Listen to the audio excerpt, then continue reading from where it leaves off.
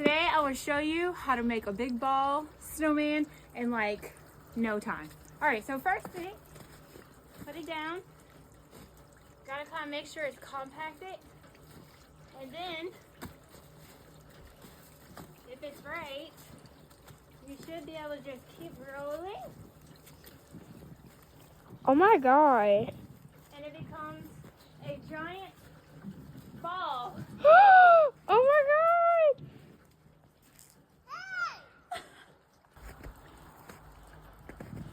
Bro, there ain't no way I did this, bro. Oh yeah. This is how you clear your yard after a snowstorm. We made balls and then tore up the grass so that way the sun can shine through.